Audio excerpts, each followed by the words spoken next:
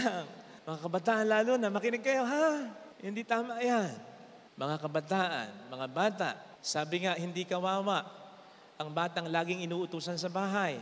Ang kawawa ay yung batang hindi marunong gumawa o magtrabaho, magtiyaga sa buhay.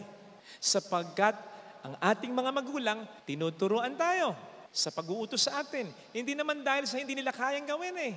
Kaya nila. At pwede silang may ibang utusan.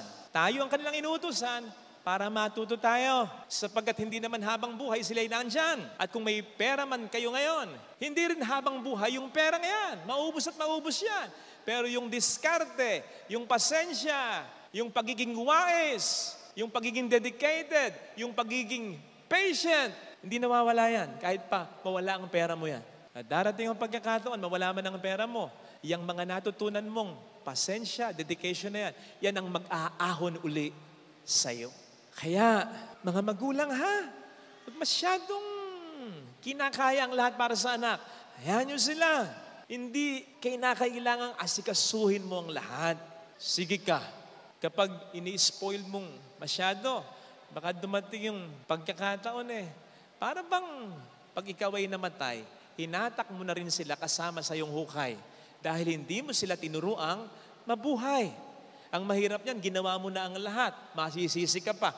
Imbis na magpasalamat sa iyo, sisihin ka pa. Si nanay naman, si tatay, masyado kung dinipende sa kanya.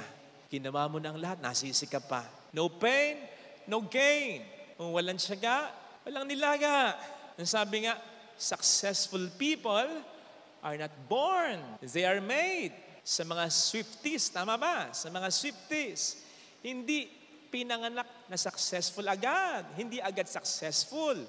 Si Taylor Swift, bagamat meron siyang gift, she still had to develop it.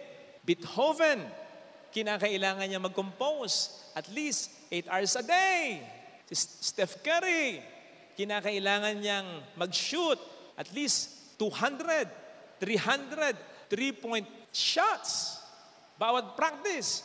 Hindi pa kasama dyan yung dribbling.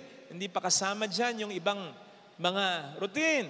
6 a.m. pa lang, nasa tennis court na, sina